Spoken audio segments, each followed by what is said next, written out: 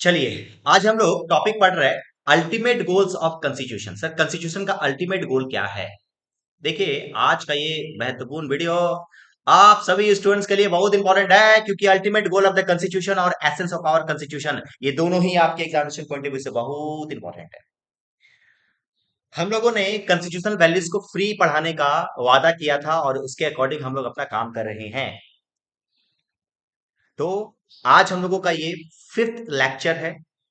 Already मैंने fourth lecture already upload कर दिया है, उसका प्लेलिस्ट बना लिया है। आप यदि पहली बार ये वीडियो को देख रहे हो तो जाइए प्लेलिस्ट में जाइए और पूरे के पूरे पहले प्रीवियस वीडियोस को जरूर से देख लीजिए, ताकि आपको एक फंडामेंटल्स रेडी हो जाए।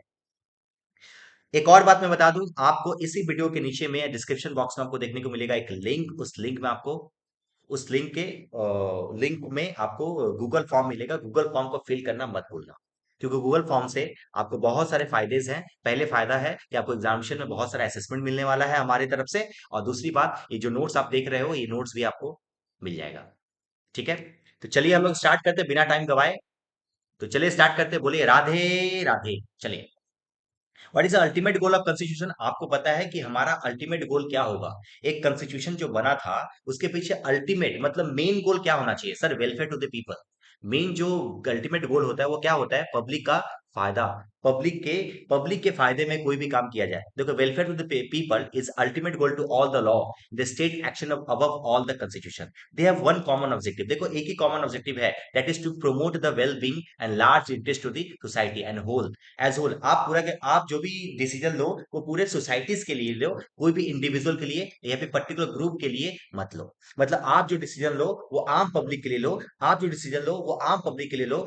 और आपका डिसीजन कभी भी एक पर्टिकुलर ग्रुप, मतलब कोई मान लो रिलायंस कंपनी, कोई ब्रांडेड नेम के नाम नाम से ना लिया जाए। एक पर्टिकुलर ग्रुप के लिए आपको डिसीजन नहीं होना चाहिए। It is inconceivable that there there can be social wellbeing. आपको पता है देश हमारा क्या है? हेट्रोजीनियस हेट्रोजीनियस सोसाइटी बिलोंग करता है। हेट्रोजीनियस का मतलब क्या होता है? हमारा देश पूरा वर्ल्ड का ऐसा ऐसा एक ही देश है जहां पे अलग अलग प्रांत के लोग, अलग अलग कल्चर के लोग, अलग अलग रिलीजन के लोग रहते हैं। तो आपस में यदि रखना है तो ये लोग के बीच में क्या होना चाहिए? सर, ये लोग के बीच में अच्छा तरीके से वो भाईचारा होना चाहिए, सोशलिज्म होना चाहिए, सेकुलरिज्म होना चाहिए एंड इंटीग्रिटी होना चाहिए। मतलब इंटीग्रिटी का मतलब होता है ईमानदारी होना चाहिए।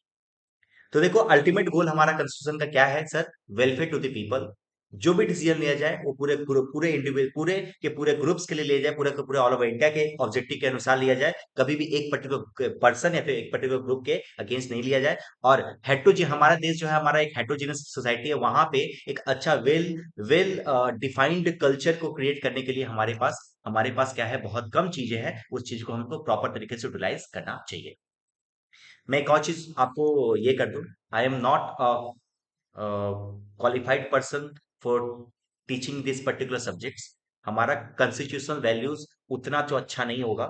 आप मेरा सब्जेक्ट देखोगे तो मैं अपने लेवल पे बहुत अच्छा पढ़ाता हूँ, बट मेरा ये जो सब्जेक्ट्स है, ये सब्जेक्ट्स मेरा खुद का सब्जेक्ट नहीं है। मैं डेली उसको पढ़ता हूँ तब मैं पढ़ाता हूँ। मेरे को ये बोलने में एकदम शर्म नहीं है, क्योंकि मैं बच्चों को कभी भी मेरे जितने भी स्टूडेंट्स हैं सभी को आप आपसे पूछोगे तो मैं जो होता हूँ वो ट्रांसपेरेंट रखता हूँ। तो मैं ये जो आपको पढ़ा रहा हूँ ना, ये मेरे अभी नॉलेज के अनुसार है। हो सकता हूँ कि मैं इसमें ज्यादा कुछ अच्छा नहीं, ज्यादा ज्यादा बड़ा चीजें नहीं जानता हूँ मैं। बट हाँ, मैं आपके बीकॉम लेवल पे मैं जो पढ़ा रहा हूँ, आपके इसके अबव कुछ नहीं आने वाला, मैं ये गारंटी दे रहा हूँ। अब कुछ लोग ऐसे बोलते हैं कि सर, आई यूपीएससी आईएएस की तैयारी करने वाले बच्चे वो उठा के मेरे को क्वेश्चन पूछ देते हैं।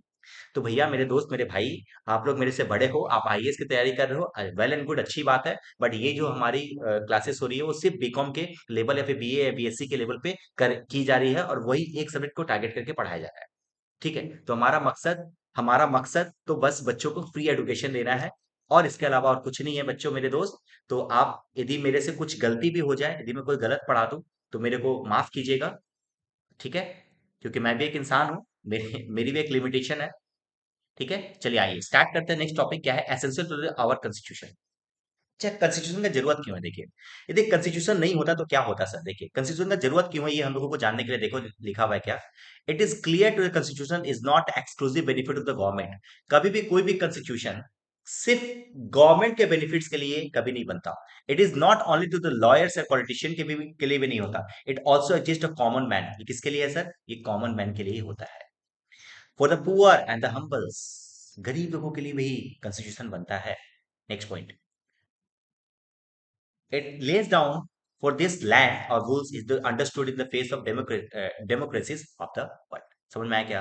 यस सर, आगे बढ़ रहे, yes sir. Next point, it constitutes India into the sovereign domestic republic and guarantees to the every page rights and freedom to the individual। कहने का मतलब ये है हमारा जो देश है वो सोवेरियन क्या है, सोवेरियन डेमोक्रेटिक रिपब्लिक देश है, और इस देश में देश के सारे राइट्स को हम लोगों ने, राइट ऑफ फ्रीडम क्या है, अलग अलग पार्ट में हम लोगों ने डिवाइड किया है कॉमन मैन के हिसाब से। ठीक है, क्या आप लोगों को क्लियर है ये सब? क्या आप लोगों को क्लियर है? Yes sir. नेक्स्ट क्लास हम लोग पढ़ेंगे कॉन्स्टिट्यूशन सुप्रीमेसी। ठीक है, यहाँ तक आप लोगों को क्लियर है क्या? Yes sir. यदि क्लियर है तो आप प्लीज अपने फ्रेंड सर्कल्स कॉलेज ग्रुप में जरूर से शेयर कीजिए, क्योंकि आपका शेयरिंग में हमारा मोटिवेशन है। Bye, thank you.